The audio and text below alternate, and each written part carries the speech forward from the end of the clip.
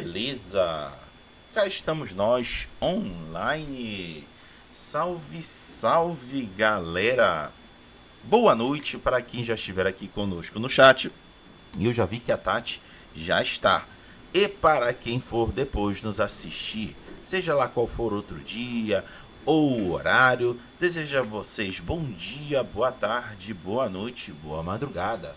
Vão sentando, vão encontrando local confortável, seja no chão, na cadeira, na poltrona, no sofá, na parede, no teto. Não importa onde seja.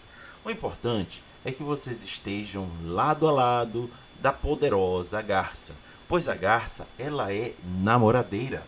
Ela namora o malandro urubu. Eles passam a tarde inteira causando o maior rebu. Na doca do ver o peso, no meio do pitiu. E é no meio do pitiu que estaremos hoje conversando sobre este caos da garça, ou da ordem dela, para ser mais específico. E o Lucas que ordene o começo dessa zona toda. Lucas. Eu tô me sentindo realmente aqueles fazendeiros pegando a vaca assim. Que música é essa, Raga? E é uma música famosíssima daqui de Belém. É de autoria da Dona Neide. E agora eu vou fazer cantando. A garça namoradeira namora o malandro urubu. Eles passam a tarde inteira causando o maior rebu. Na doca do ver o peso no meio do pitiu. No meio do pitiu. No meio do pitiu. E rapaz, procura aí depois. No meio do pitiu a Pior que a da canção. Dona Garça namorando o urubu não me é esquisito. Eu acho que eu já ouvi isso, mas, tipo, muito tempo atrás. Bem, bom dia pra quem é de dia, boa noite pra quem é de noite, boa madrugada pra quem não dorme. Hoje estamos aqui com o Daniel, né? Hoje é o dia da vingança. Não, hoje não é o dia da vingança. Hoje é o dia de a gente fortalecer a amizade que temos sempre um com o outro. Porque esse jogo foi assim que eu o conheci. Foi comemoração do aniversário do Daniel, né? Ele pegou o jogo dele e nos apresentou junto com outros amigos. E aí começamos a fazer o playtest, né? E esse é um outro amigo nosso que fez a capa, a provisória da Ordem da Garça Branca, que é o Saulo Daniel, que já inclusive participou aqui junto conosco no Giga da Semana, né? Mas quem sou eu para falar alguma coisa? Eu acho que nada mais, nada menos, quem tem que falar algo é justamente o criador, o autor, a vossa estupenda pessoa. Daniel, dá uma boa noite pra galera. Boa noite, galera. Yeti na área. Meu nome é Daniel. Ou melhor, Daniel Yeti, como o pessoal já me conhece da nossa página do Encontro Nacional de RPG. Hoje eu vim aqui a convite do meu grande amigo Lucas Malki para falar sobre as aventuras do Mar Verde, a Ordem da Garça Branca e o Reino dos Espíritos. E é isso aí. Inclusive, eu tô com uma pequena sinopse aqui. Eu posso ler a sinopse, Daniel? Fica à vontade. Tá. Então, a Ordem da Garça Branca.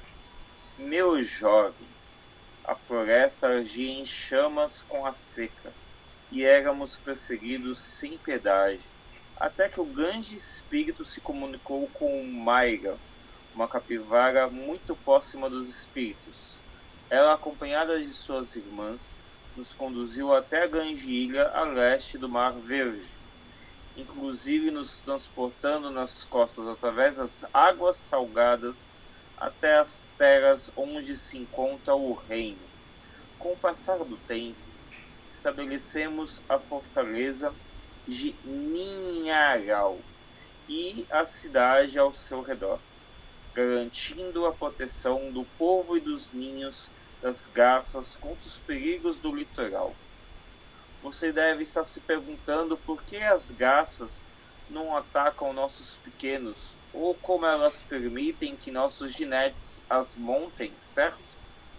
Bom, os integrantes do culto aos espíritos conduziram primeiro o ginete para montar uma imponente garça. com objetivos de enfrentar a invasão dos búfalos d'água nas terras do reino. Sua missão era fazer com que a manada retornasse ao continente. Desde então, anualmente, muitos jovens destemidos se juntam à Ordem da Garça em busca de aventura e reconhecimento. Em suma, é uma bênção dos espíritos em troca do compromisso de nunca consumir carne de animais de patas ou ovos e proteger os ovos das elegantes garças. Espero que eu tenha lido a sinopse certa.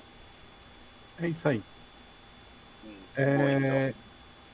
Pode falar. A ideia, né, do nosso cenário, ele é um mundo onde nunca foi tocado pela mão humana. E os animais, eles acabam que são, né, um mundo mágico, você tem animais inteligentes, inclusive a ideia é que nós, jogadores, joguemos com esses animais, né? E como vocês podem ver, ele tem muito essa influência dos espíritos da mata, ele vai ter influência de vários contos e mitos do nosso próprio folclore, né? Eu mesmo pesquisando algumas coisas sobre, né, para os animais, em especial para determinar algumas habilidades, alguns poderes para serem usados no jogo, eu acabei descobrindo alguns pontos que até mesmo eu não sabia, né?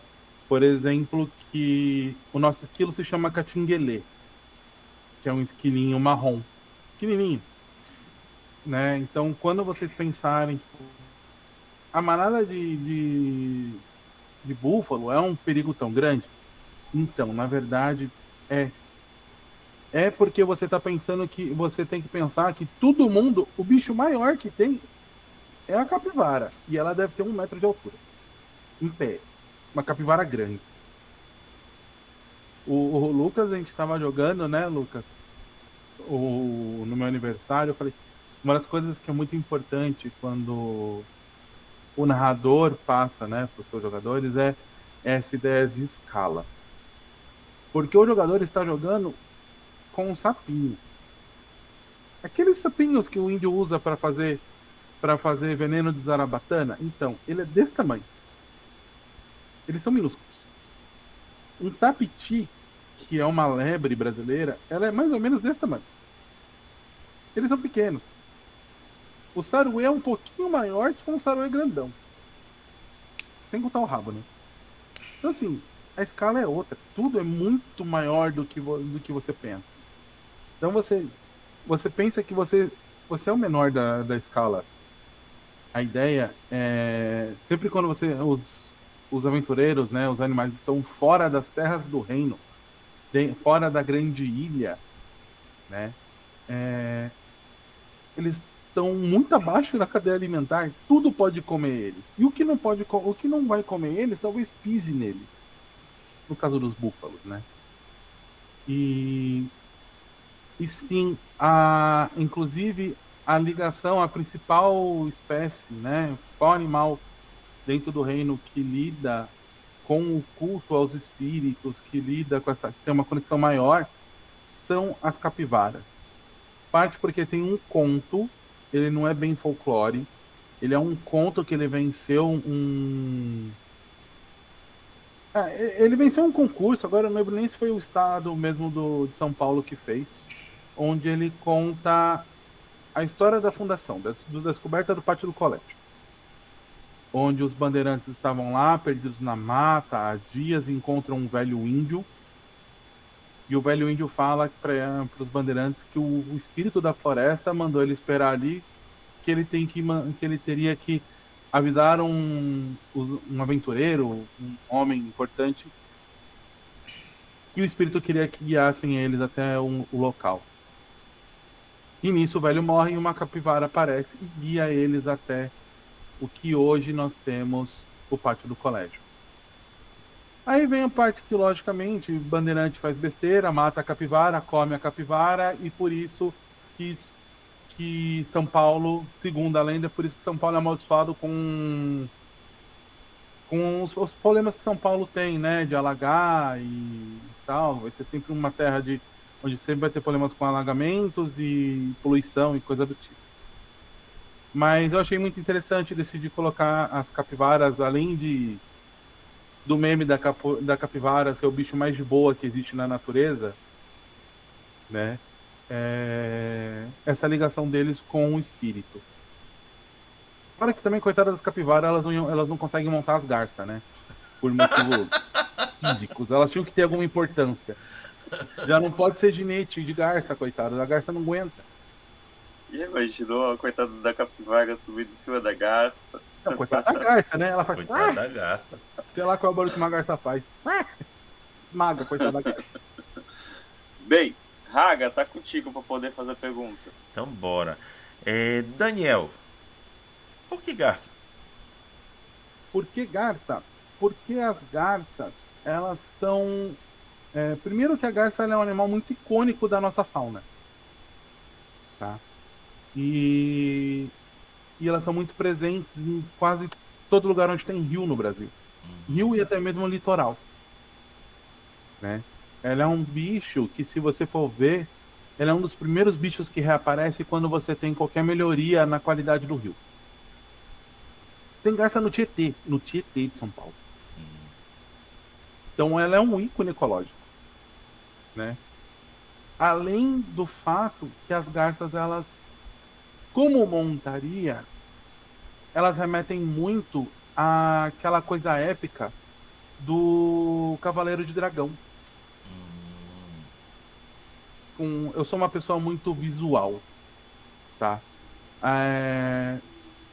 A teoria que eles falam sobre a importância de uma silhueta marcante por um personagem e coisas do tipo, que eles falam que todo anime bom tem um personagem com silhuetas marcantes. Você bate o quem é esse Pokémon e você sabe qual é. É mais ou menos isso. Além dessa importância ecológica do símbolo que a garça é, né? Você tem essa questão que a silhueta e a imagem do coelho, do macaco, ou então até mesmo do saruê, montando uma garça, ela é maior que a maioria deles. Muito maior. Ela poderia comer quase todos eles. Meu Deus, a garça comendo a coelho? Garça, o pelucano come qualquer coisa. Na verdade, quase todos os bichos que são pássaros e que comem carne, eles comem quase qualquer coisa que acaba no bico. Caramba, Lucas, foge. Raga, você é menor que eu, Raga. Duvida, minha barriga é maior do que tu junto. É verdade, isso daí já é concordo. Mas deixamos de sacanagem, deixa o Daniel continuar explicando. Sim, mas então, se você for ver, a garça, ela tem vários simbolismos. Ela simboliza, se você pegar essa coisa ecológica, ela tem essa questão. Ela tem a questão, para quem pega no simbolismo cristão, ela muitas vezes ela pode ser ligada à silhueta do anjo, aquela coisa toda. E para quem gosta de RPG, sinceramente, ela remete muito a cenários clássicos, como por exemplo o Dragonlance, que tem os Cavaleiros de Dragão, né? E elas para proteger os ninhos, elas conseguem enfrentar a maioria dos outros animais, sem ser uma ave de rapina. Por isso da garça. Ela tem uma ligação muito grande com essa parte espiritual também. Né? Aqui no Brasil nós temos inúmeras espécies de garça, né? E lá no Nordeste, porque assim, apesar de eu não usar nomes, porque os nomes que nós demos para a terra são nomes humanos, teoricamente o reino é na ilha de Marajós, lá no Nordeste. Então você tem essa presença, e lá você tem as garças que tem a pena vermelha no olho. É a coisa mais bonita, eu não lembro nem qual é o nome dessa espécie. Agora me fugiu. Mas é uma coisa muito bonita. Ela tem tipo uma pena, sabe, igual tem aqueles pinguim imperial que tem os negócios dourados, amarelo. Ela tem uma pena avermelhada que vai para trás. É bem bonito. E a escolha da garça foi basicamente por conta disso. Ela é um animal brasileiro, é um símbolo da nossa ecologia, né, da nossa fauna, e ela remete a toda essa questão visual, que ela lembra um pouco um dragão, ela também tem esse lance dela proteger os próprios ninhos, e ela poderia comer praticamente qualquer um daqueles bichos, e na natureza elas comem sapo, por exemplo, a garça come muito sapo, né? Então tem toda essa questão dela ser um bicho que está sempre presente em qualquer lugar basicamente do Brasil, desde que tenha água, e que voa, é grande e forte o suficiente, ao mesmo tempo ela é muito bonita, e é isso aí. A ideia da garça como símbolo era essa. Muito bom. Vocês me permitem, é porque falar de garça inevitavelmente me remete àquela música que eu falei para vocês e que é uma coisa muito regional. E escutando o Daniel falar do quão a garça consegue aparecer em várias partes do Brasil, bastando ter uma área molhada minimamente acessível, não é isso, Daniel? É por aí. Então, vou mostrar aqui, parece sacanagem quando eu cantei a garça e o urubu. Aqui, ó, vou mostrar para vocês. Isso aqui é lá no Ver o Peso. Uma garça lançando voo com um monte de colega urubu do lado. E aí, vou mostrar aqui uma imagem mais ainda legal, que já é pegando o fundo do Ver o Peso. Vou botar aqui para vocês. Cadê? Tá. Ah, tá, é aqui mesmo, é aqui mesmo. Vamos lá, deixa eu pegar aqui, trocar para cá. Olha isso aí, Lucas. Olha que lindo. Nossa. Sim. E essa área molhada aqui é onde os barcos que vêm do interior atracam para fazer o desembarque dos produtos que eles trazem da região. Aí, Deve ficar lotado de garça. Que sim, Santos, isso. que é perto do mercado de peixe ali de Santos. A gente tava com um evento ali, a minha esposa falou, nossa, por que tem tanta garça? É um mercado de peixe, porque tipo, parecia que as garças iam esperar as pessoas saírem com o peixe debaixo do braço, assim, e assaltar as pessoas.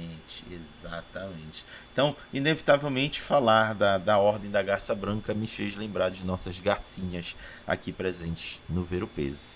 Lucas, tá contigo? Se eu tô vendo certo aqui, a que ele tá falando se chama garça branca mesmo. Ou também conhecida como garça real, já que a parte de trás dela é a expressão de uma coroa. O que você tá fazendo hoje? Os gatos estão caóticos. Os gatos querem participar da dança da garça corubu. Não, o legal é que a única gata que deve estar gritando, ela é a única que não tá aqui, as outras estão aqui.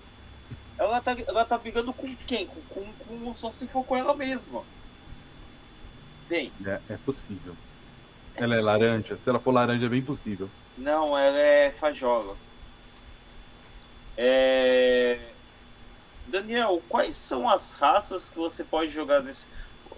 E o legal é que a gente pode falar raças porque são animais. São animais. Né? São animais. Então a gente pode falar o termo raça, porque raça é para animal. Então quais são os animais que nós jogamos nesse jogo? Vamos lá. Nós temos o... Vou até abrir aqui para eu não falar, para eu não esquecer ninguém. Nós temos a capivara. Elas, por conta do tamanho, elas não conseguem ser ginetes de garça, mas em compensação, dentro do reino, elas assumem posições muito importantes dentro do meio espiritual, como xamãs, sacerdotes. E por conta do tamanho delas, logicamente, elas são guardas muito poderosos e também são usados no trabalho braçal, enfim. Elas são maiores, né? Elas, para você que normalmente está acostumado com o D&D da vida, ela seria meio como se você fosse jogar com um Goliat antigo, que ele era gigantão, ou um Eti, que tinha, sei lá, todo mundo tem 1 metro, 1,5 metro, ele tem 3 metros quase de altura, realmente muito grande. Aí nós temos os Caxinguelê. Não é a banda, é um esquilo. Ele é um esquilo marronzinho que nós temos no nosso Nordeste. Ele aparece em áreas de mata e em algumas áreas de cerrado. Ele é pequenininho, marronzinho. Eles dentro da coisa, eles são realmente, todo mundo vai fazer o esquilo, fazer aquele esquilo parecendo que tá loucão, aceleradaço e tal. E é bem por aí mesmo, né? Nós temos aqui os tapitis, que são as lebres. Elas também são pequenininhas, mas elas não passam mais do que 30 centímetros. E elas são redondinhas, marronzinhas, assim. Elas também aparecem em algumas áreas de mata e do Cerrado Nordestino. Quer dizer, toda a área de Cerrado, tá? Mas ela é muito comum lá no Nordeste. Uma coisa que é interessante. Se você for perceber os nomes, eles estão o mais próximo que eu consegui, dentro da minha limitação de colocar e também ficar mais fácil para o pessoal falar, dos nomes em tupi-guarani deles. Tá? Então, Tapiti é o nome, não é só o nome que a gente tem daqui, o nome comum, mas também é um nome muito próximo do nome guarani dele, da lebre. E o catinguele também, tá? Uma coisa engraçada que eu descobri enquanto eu pesquisava as lendas sobre os animais, né? O catinguele ele é meio que um João Pestana. Não sei se vocês sabiam disso. Não. Ele é meio que ele tem o poder do João Pestana. Ele chacoalha o rabo e solta uma areinha do sono. A lenda do Catinguelê. E isso se reflete dentro do jogo, que a habilidade dele é o pó do sono. Ele literalmente dá uma rabada, faz tipo um bagulho, um negócio de pó de macaça e o bicho apaga. O Tapiti tem o pé de coelho, que realmente Tapitis não tem, eu não achei nada muito assim sobre Tapiti. Capiwara, que são as capivaras, né, como eu havia falado. Aí elas são gigantescas comparadas aos outros, apesar de extremamente pacíficas. Sariue, ou saruê, que são os gambazinhos. Aqui no Brasil, nós não temos aquele gambá tipo o lepé, dos Looney Tunes, né, que é aquele gambá preto e branco. Nós não temos esse, nós temos o saruê, que é aquele gambá que normalmente ele tem tons entre cinza, preto e marrom, e o rabo pelado. Ele lembra muito aqueles dois bichinhos que são irmãos da mamute do Era do Gelo. Que se penduram de ponta cabeça, caem, se fingem de morto e tal. Para quem não conhece, os saruês lembram muito esses bichos. Dentro do reino, o saruê ele sofre com muito preconceito, por um motivo. São poucos saruês que estão no reino. E boa parte dos saruês não aderiram ao reino porque eles não quiseram fazer o juramento de não comer carne. Porque o saruê, ele de todos, ele é dos animais que vocês vão ver, ele é um dos bichos mais carnívoros e rouba ovos. Aquela coisa toda que a gente conhece. Saruê come filhote, saruê é carniceiro, saruê come ovo de galinha, come pintinho. Então, isso é levado um pouco para dentro do cenário, onde os outros animais não confiam tanto no saruê, né? Por natureza. E lógico que o poder do saruê é o esguicho pedido do gambá, né? Mas eles também acabam são conhecidos por serem muito resistentes. Deixa eu achar aqui. Eu estou pegando onde eu escrevi. Logicamente, nós temos os mico-leão dourado, que é os saguipiranga. É o nome deles, que é o nome em tupi. Eles são uma das principais raças dentro do reino, né? Não tão numerosos quanto os tapitis, porque ser mais numeroso que coelho é complicado. Mas o primeiro cavaleiro é um mico-leão, que é Tupã, que monta a garça Jurema. Ele que salvou a cidade do Ninharal da manada de búfalos, que foi citado na história. A habilidade deles é a micagem, que é literalmente a habilidade de sair dando pirueta por aí no meio do campo de batalha e se reposicionar. Nós temos os Juí. Os Juí, eles são os únicos animais que eles são naturalmente da ilha. Eles não vieram de fora. Eles são os sapos, eles são uma variedade de sapos coloridos, né? Inclusive, nosso amigo Mal, que aí jogou de Juí naquela sessão de teste no meu aniversário, né, Mal? O Oshisai, a coisa mais fofinha do mundo, e eu dei muita risada com aquilo. Eu coloquei ele umas 10 vezes durante a. Só para ele fazer o Oshisai. Oxi, sai! Uh, eles são conhecidos por terem serem sábios, serem ligados mais a essa parte mística e de estudos, né?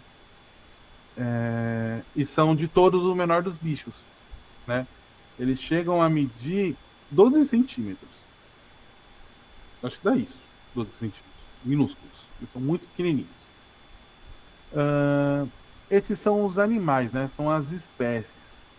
Lógico que dentro do livro vocês vão ter maior explicação do perfil maior entre uma e outra, um pouco mais sobre como elas interagem entre elas, né? Uma coisa que é interessante dentro do cenário não se usa metal. Mas isso a gente vai chegar lá, tenho certeza que o Mark vai me perguntar mais pra frente o porquê. Honrado. Exatamente. Quer falar das classes? Pode já falando da... Na verdade, não existe classe, gente. Ele, como um RPG voltado para um ponto mais narrativista, de você ter mais liberdade, tanto na criação quanto na parte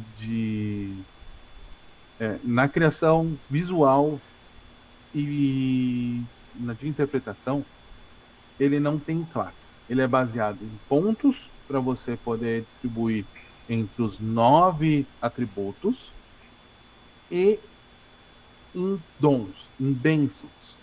Aí lembra o que eu falei, que eu tinha falado até mais cedo aí com o Rodrigo, eu trouxe muito dos meus jogos prediletos que eu joguei por esses anos todos, né? Afinal de contas, eu jogo RPG só quase há 30 anos, né? Peguei toda aquela parte do World of Darkness que eu adorava. E você tem as bênçãos, que são poderes. Eles são dados tanto através de treinamento, onde você pode treinar para aprender, alguém te ensinar, ou você pode conseguir uma bênção de um espírito, né? Se você for ver as lendas indígenas brasileiras, na verdade o folclore brasileiro inteiro, porque ele é muito influenciado, mas as lendas indígenas em especial, sempre você tem a presença dos espíritos como seres vivos e atuantes. Então, Jaci, ela penteava os cabelos e vivia e aparecia à noite. O marido dela era o sol e vinha e ajudava os caçadores. Tupã descia e trazia a vida, trazia chuva e punia com raio, aquela coisa toda. E os espíritos da floresta, todos eles são vivos, é vívido. Então literalmente, você vai poder ter jogos onde você, talvez, o que você tenha que resolver seja como despertar um espírito antigo, ou como agradar um espírito antigo, acalmar um espírito que está desbalanceado, né? Desbalanceado não, pô.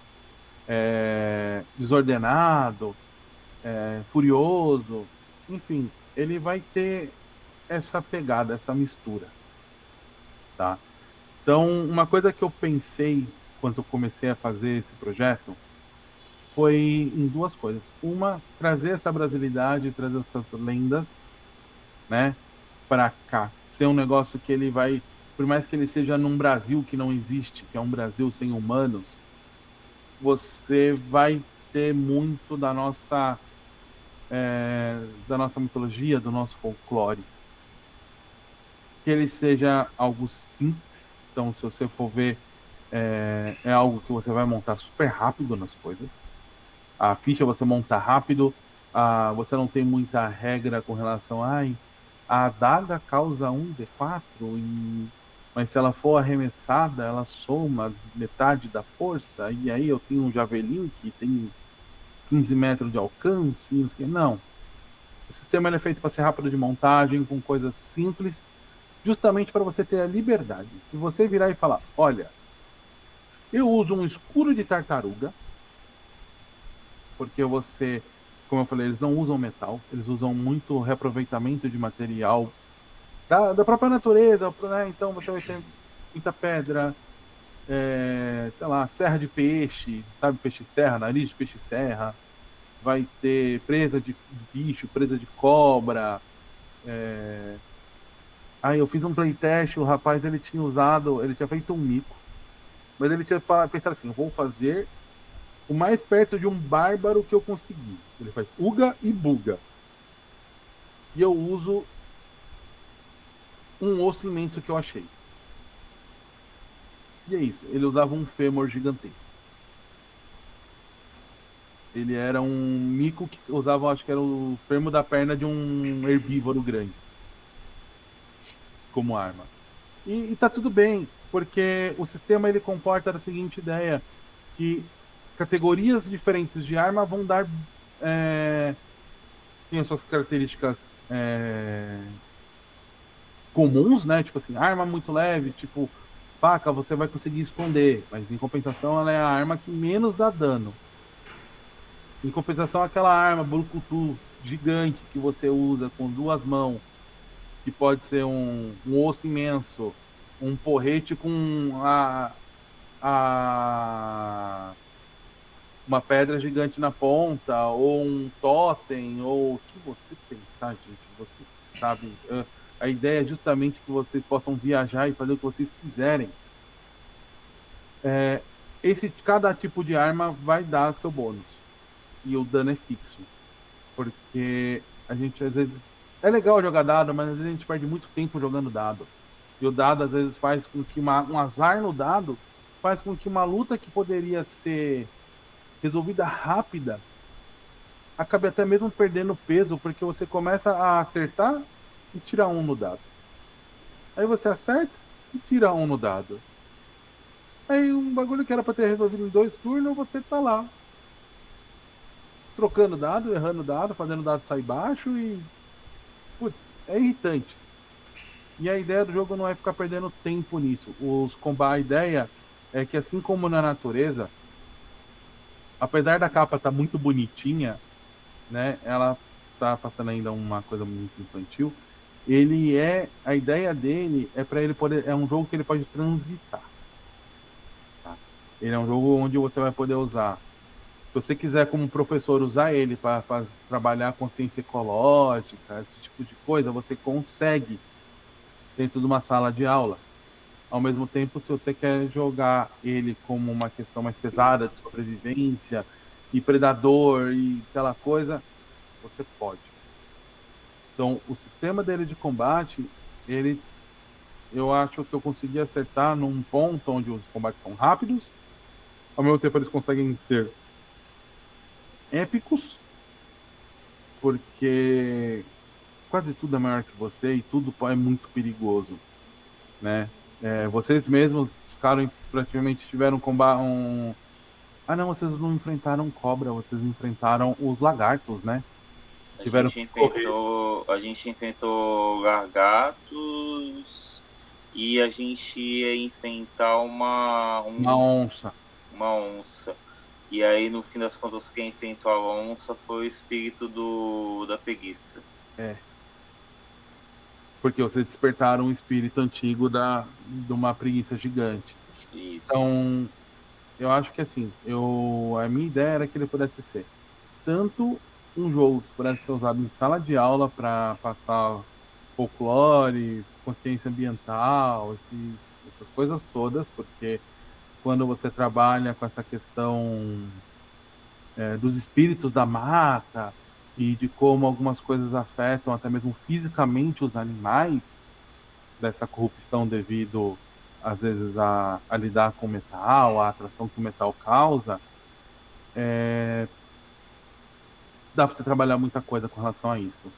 E ao mesmo tempo, para quem quer só jogar e se divertir, e às vezes quer um jogo mais bobinho, você consegue inclusive dar muita risada, porque sempre acontece. Mas se você quiser um jogo mais denso, com essa pegada de sobrevivência na mata, porque dentro da. Aquela coisa. Dentro da ilha, do reino, beleza.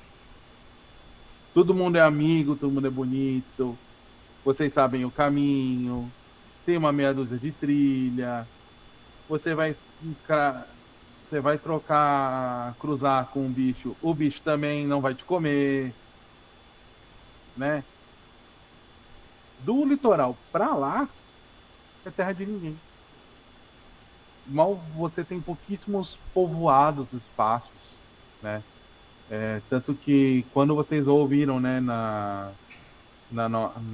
sinopse sobre o Mar Verde, é como eles falam sobre a mata. Na verdade, o termo Mar Verde ele já não é criação minha, ele já ocorre porque em outras literaturas se referendo à mata fechada. É que hoje em dia, na região do Nordeste, apesar de ainda ter muita mata, a região mais do litoral, hoje em dia você ainda é muito urbanizado, né? Já é mais bem urbanizado. Você ouve mais a questão do Mar Verde ou do Deserto Verde com relação à floresta amazônica hoje em dia, que é onde o negócio é muito menos explorado, né? Onde as pessoas realmente se perdem e nunca mais são achadas.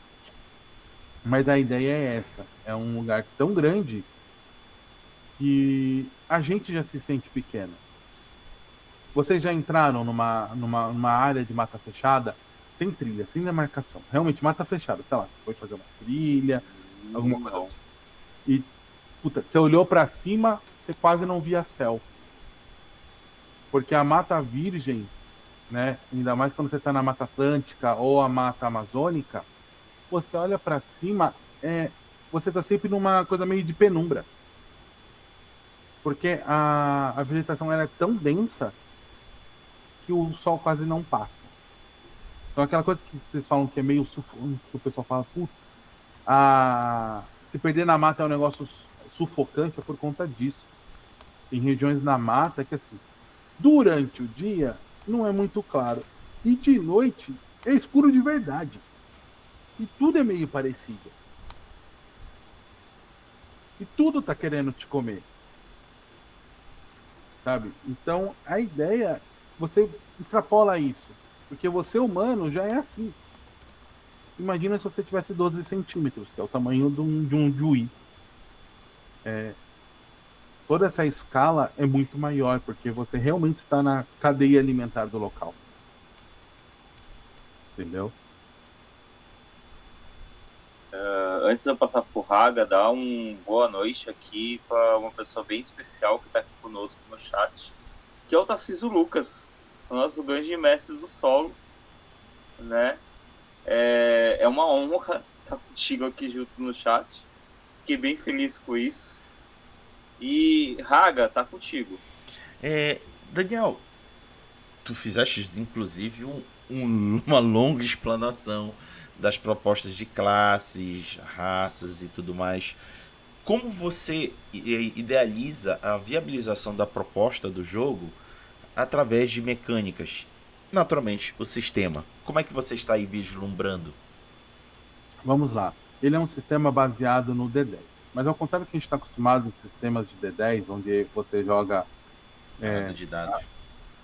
parada de dados, ele é uma mistura de outros sistemas que a gente já conhece. Eu acho que eles são muito mais simples para jogadores iniciantes, que é a soma. As dificuldades elas vão de 2 até 15. Por quê? Porque a sua força vai de 1 a 6. Todo bichinho dentro de um limite de tamanho, que até o tamanho da capivara, vai de 1 a 6, não, de 1 a 5. Acima disso, você só consegue chegar nisso se você for, por exemplo, um, uma onça, um bicho maior, porque as suas capacidades físicas são maiores.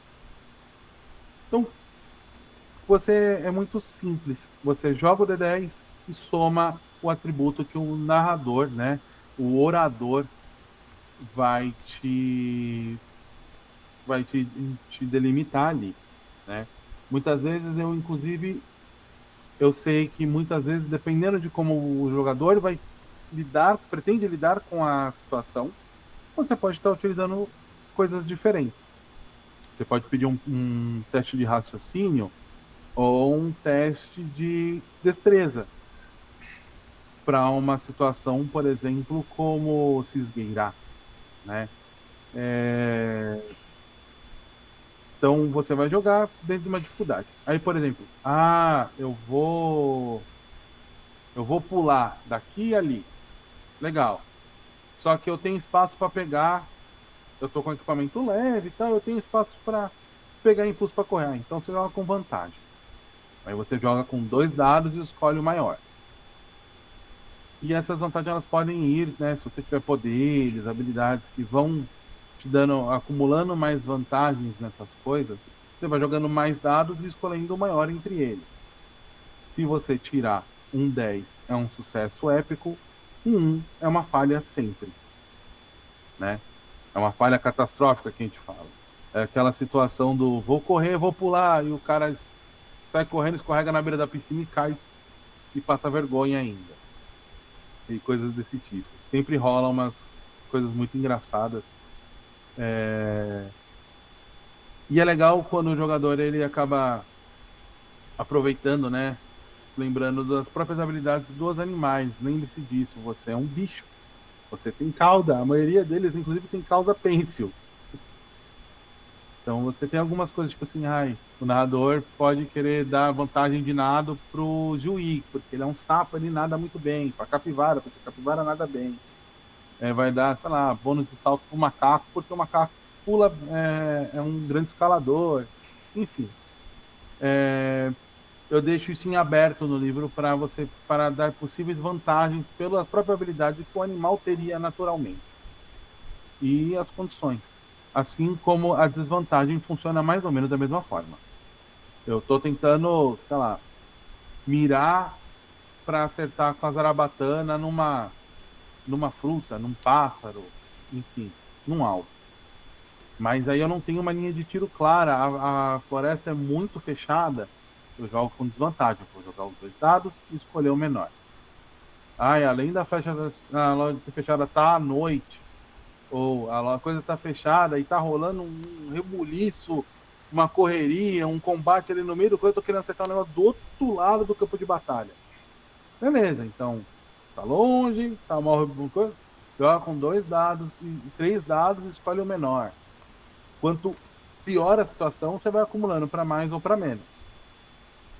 Logicamente, se você tem uma vantagem a favor, uma situação a favor e uma coisa contra, um dado anula o outro, você vai jogar normal, né? Ou vai somar, o seu orador vai decidir entre você vai isso e isso te daria vantagem, isso te daria negativo, então você vai jogar com dados só, ao invés de 2 dados, ao invés de 3 dados, né?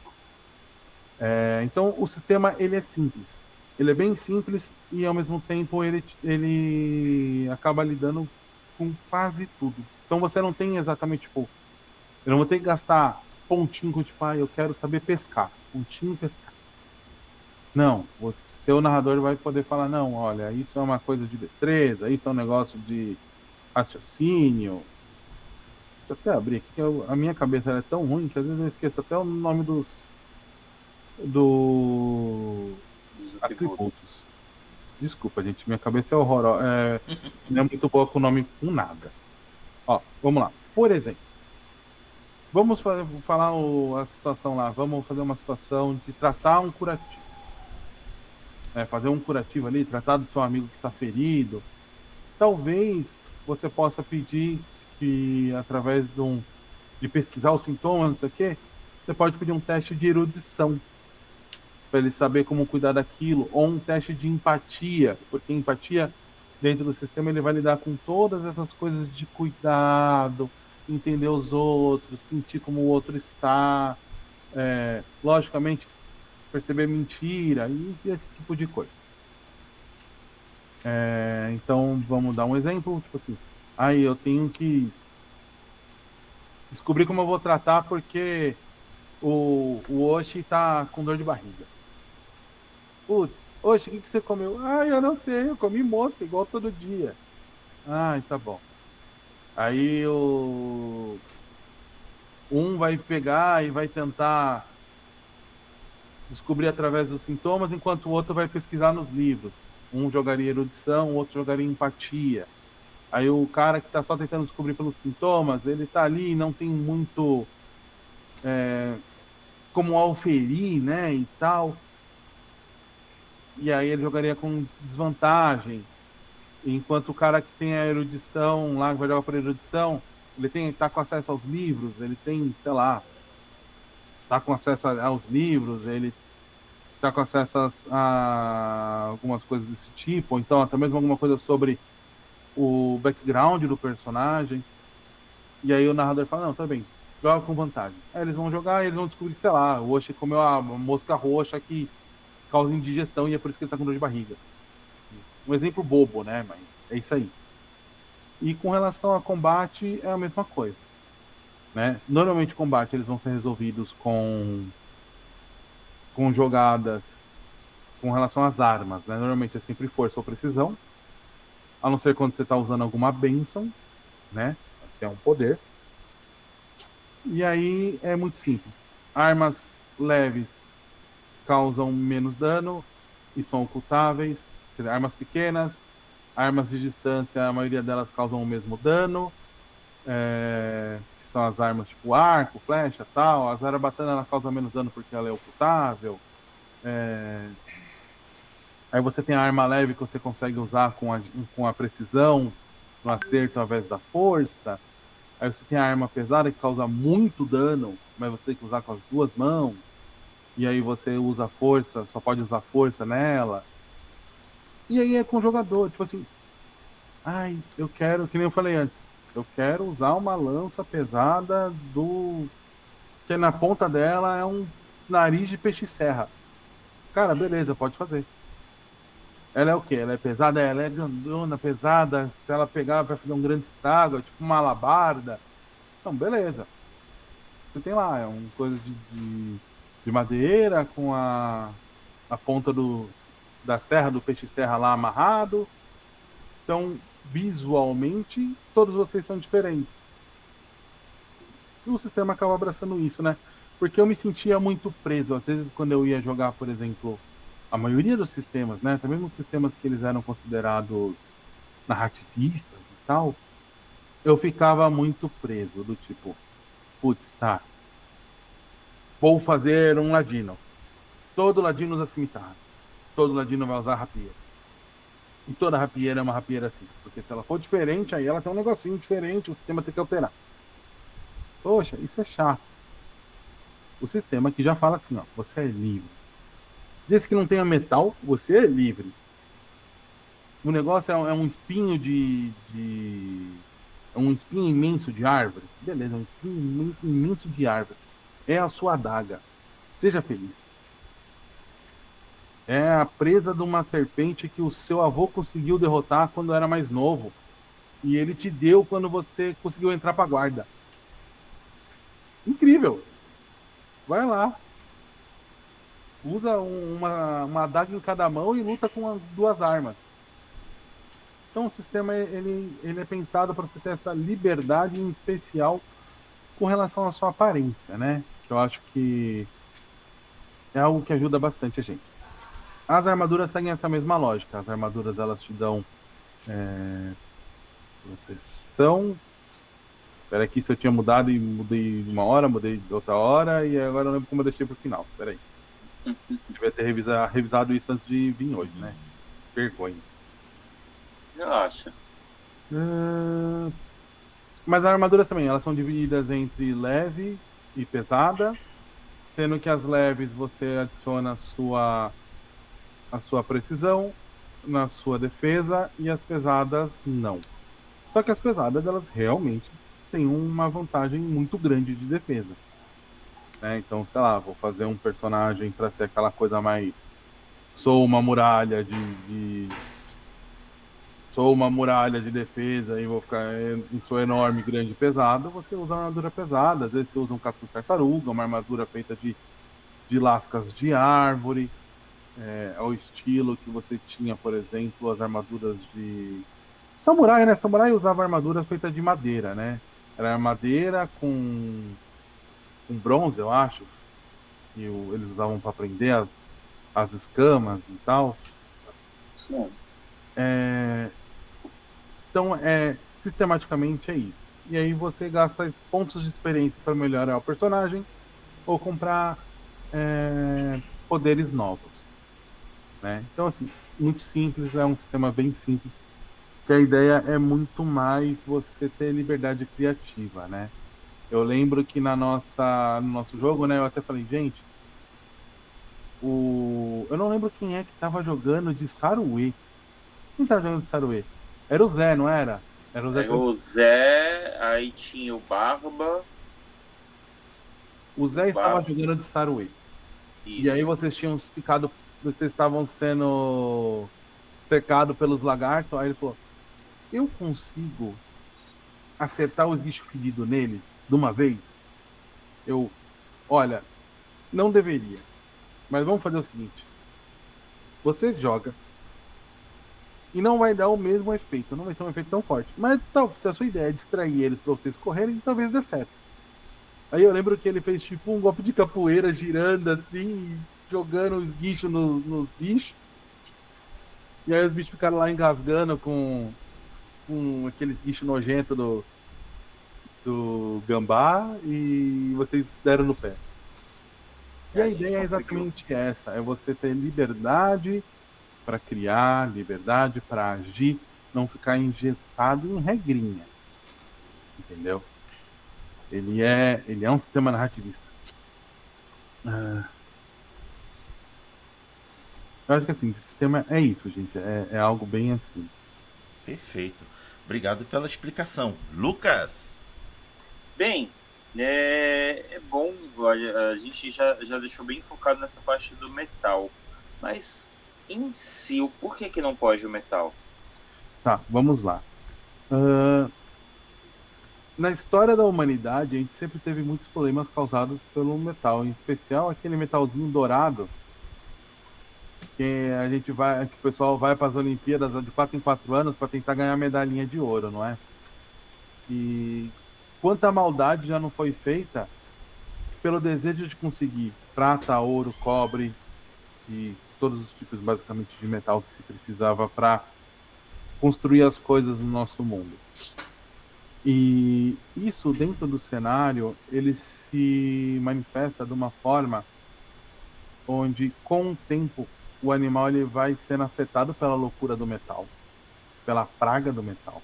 Em especial se for ouro, é uma das mais fortes, onde ele vai enlouquecendo. Ele vai se tornando cada vez, se é um predador, ele vai ficando cada vez mais violento. Ele vai ficar cada vez mais, ele é meu, tipo Gollum, tá ligado? Meu, preciso de mais, meu.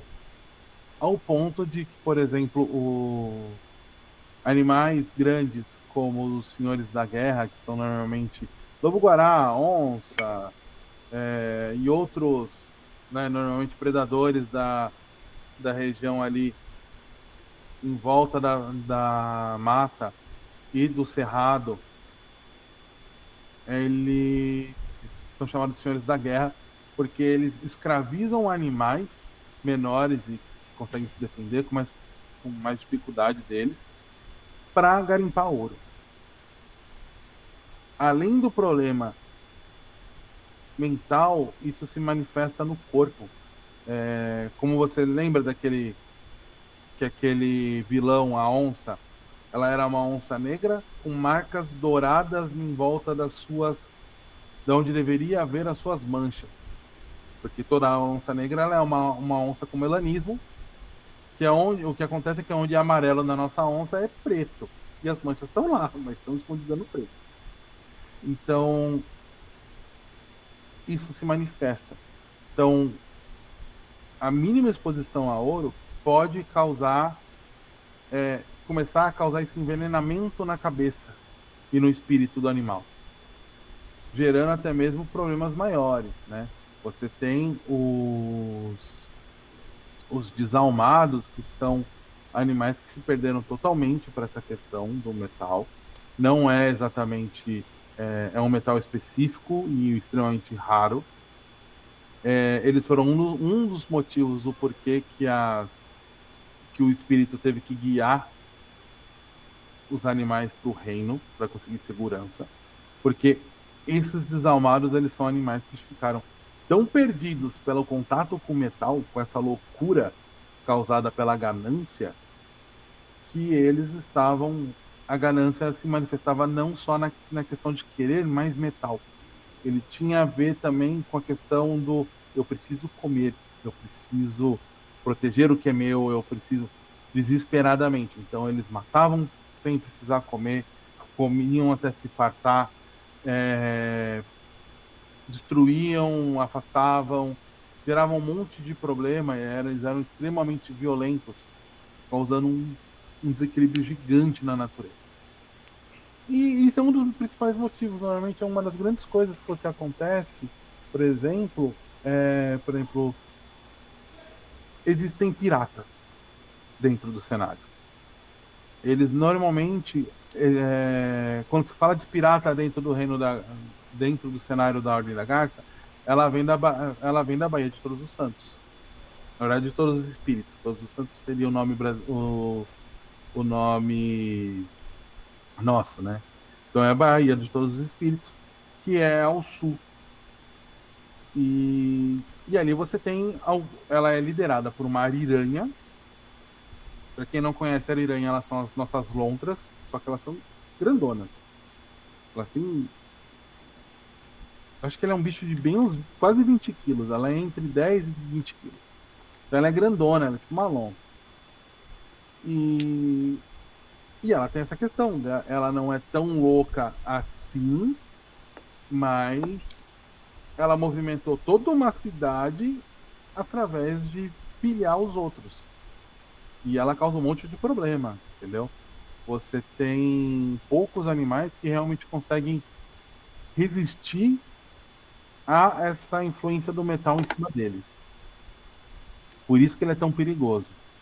E os que conseguem resistir a essa loucura, eles se tornam, muitas vezes, são animais muito poderosos, tipo a Martina Pereira. A Martina Pereira, aqui no nosso, né, a gente tem, isso é uma lenda nossa, aqui do Brasil. Quem não conhece, que ela é uma bruxa que toma a forma de uma coruja. De uma coruja de campanário, se eu não me engano o nome. Que é aquela coruja que tem aquela máscara branca. E dentro do cenário era uma das principais vilãs, né? Tanto que a abertura, a aventura de teste, né, que eu tinha escrito a primeira vez, ela era justamente um ataque da Martina à cidade de Inharal. Ela causou quase que ela é tipo uma bruxa, né? Ela é uma bruxa muito poderosa que ela causa uma tempestade gigantesca e faz com que os recrutas que estavam ali aprendendo sobre os ninhos das garças e tal saiam voando segurando no ninho da garça Jurema. E eles têm que voltar, eles se perdem no continente levados por essa tempestade e eles têm que voltar levando o ovo da Jurema, protegendo um ovo pela floresta.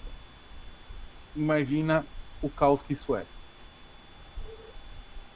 Então você tem isso. O metal ele pode ser mágico, mas ele é muito perigoso justamente por conta dessa magia.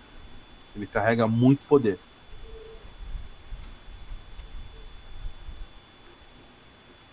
Bem, respondeu. O bom é que a gente pega bastante de conhecimento de como que é o jogo e da história em si. Ele é bem rica com história. Isso é uma coisa que você conseguiu fazer bem feito, Daniel. Raga, tem mais alguma pergunta? Não. Não? Bem, então a gente já sabe que ainda vai tá sendo passado em análise o jogo, né? Tu falou que Uhum. ainda não foi feito revisão, ainda não foi feito. Por isso que você ainda não mostrou o pessoal como que é o playtest em si. Isso. Eu ainda não. Ele ainda tá naquela parte que eu ainda vou diagramar ele direitinho, né? Acertar uma capa, né? Que é mais a cara do jogo mesmo, para então apresentar esse playtest para aberto para galera, né? Então é isso. Vamos para a parte da rádio, Raga. Sim, senhor. Bom, é uma brincadeira, viu, Daniel, que a gente faz aqui de misturar RPG com música. A gente fica aqui na expectativa de que os jogos que nós ajudamos a promover aqui tenham alguma relação sonora, musical, algo que embale quem for jogá-los, algo que possa ficar ecoando em sua mente enquanto você realiza feitos heróicos, incríveis e fantásticos no mundo imaginário de cada um que estiver na mesa jogando o jogo escolhido. E aqui é a ordem da Garça Branca. E aí eu vou virar para o Lucas e Daniel e perguntar: e aí, que canções vocês têm em mente aí para recomendar que possa marcar quem for jogar esse jogo? E aí o Lucas começa. Eu vou começar por uma do Ozzy. Eu já tinha pegado uma antes, só que eu falei assim, não, eu vou numa bem mais do estilo. Porque tanto a anterior que eu escolhi, que foi o Killer of Giants, ela pega bem a história do que o Daniel citou muitas vezes pra gente aqui, da parte da loucura com o metal. Só que eu falei assim, não, eu vou pegar bem da nossa aventura, da aventura que a gente participou, né? Da festa de aniversário dele. E nada melhor do que eu pegar uma que próprio nome já diz, que em português fica festa com os animais, só que em inglês fica Part with the Animals, né? E coincidentemente, logo no início, já mostra essa parte da densidade, de tudo tá mais alto, de tudo tá ao teu redor, né? E que quer mostrar, olha, mas se a gente estiver junto, a gente tá tudo bem. Porque é uma coisa que ele deixava muito fixa na aventura. Se a gente pegasse, a gente estivesse tudo junto e ficasse tudo junto, a gente conseguia estar tudo bem. Então, vai ser essa minha música. E só antes de mais nada eu responder para Tati. Tati, o livro ainda não foi feito, ele acabou de dizer isso. O livro ainda vai ser, o livro ainda está sendo feito para poder chegar e para poder estar na mão do pessoal. Mas só respondendo a pergunta da Tati no chat, Beleza. né? Então, com essa indicação do Lucas, passamos agora para a recomendação de canção do Daniel. Olha, eu sou péssimo com nomes, mas eu acho que assim, eu uma que eu gosto muito, que me lembra muito essa questão, em especial essa questão dos espíritos e das raízes que ele invoca, né? É algumas músicas do Festival de Parintins. Ela tem bem essa pegada indígena, de trazer a, a força da água, dos espíritos da água, da selva e da vida, porque eu acho que isso é muito importante dentro do, do cenário, né? E, e claro, eu acho que assim, não tem um, apesar dela ser cantada em inglês e o que, sinceramente, acaba na minha opinião, acaba sendo meio contramão do que eu gostaria, porque essa é um negócio que eu gosto de pensar que invoca uma brasilidade muito grande o cenário, mas Fairy Tail, né? Fairy Tail do do Xamã? É do Xamã? Fairy Tail? Isso, chama. Fairy Tail sempre em qualquer RPG de aventura. Fairy Tail eu acho que é uma das maiores, das melhores, né? E por que não Welcome to the Jungle do Guns N' Roses? Gente, eu só escolhi a música do Ozzy porque é aniversário do Ozzy, então por isso que eu escolhi, tá? Antes de mais nada. Mas foi por causa disso. Beleza, então estão aí todas as indicações e retorno para o Lucas. Bem, agora a gente vai falar o que rolou na semana conosco e o que vai rolar nas próximas e onde a gente encontra a pessoa, onde a gente encontra aqui, né? Bem, comigo, eu participei da Cinemateca no sábado, onde eu fui ver um filme de terror e romance e um pouquinho de comédia, galhofa da época, né? Porque o filme era de... Eu acho que o filme era de 1970 e pouco ou era 60 e pouco. Sei que o filme era velho, era bem mais velho do que eu. E do que qualquer um de nós aqui presentes, né? Assim eu acho. E aí... foi legal o filme, foi bem diferente do que eu imaginava. Só que a Cinemateca foi um local que eu olhava pro local e falava assim, como que eu ainda não vim aqui de tão maravilhoso que era. Era uma casa que ela tinha de tudo na parte de cinema. A decoração, a quantidade de filmes, as partes de câmera e rolo que tinha, livros, foi espetacular. E aí, inclusive sábado agora eu vou estar lá de novo, o filme do Steampunk Santos, que a gente vai estar vendo uma animação do Steam Boy, né? E aí no domingo eu participei de um evento em Itaém, do ItageekCon, que foi do Felipe, foi o pessoal do Casal Cosplay ali junto comigo, ao qual eu fiquei na parte de jurado. A Kari, que estava junto comigo, ela foi apresentadora, e também estava lá junto comigo na parte de livros e jogos. E aí agora, no domingo que vem, a gente vai estar em São Vicente, na São Vicente Vila GeekCon, né? Que vai ser a Vila de São Vicente, e também vamos estar participando, tanto eu e a Kari, só que dessa vez a Kari não vai estar como apresentadora, ela vai estar lá na stand junto comigo, e eu vou estar na parte de jogos. Eu não sei se eu vou ser chamado para parte de concurso, mas se for qualquer coisa eu aceito lá, né? Então foi isso comigo. E contigo, Daniel? O que rolou contigo na semana? O que vai rolar nas próximas? E onde a gente te encontra? Tá, vamos lá. Foi na semana, na verdade, na semana retrasada, que foi muito legal. A gente foi participar da NerdCon do Sesc, na Virada Geek, lá da capital. Foi bem legal. Eles tiveram eles são.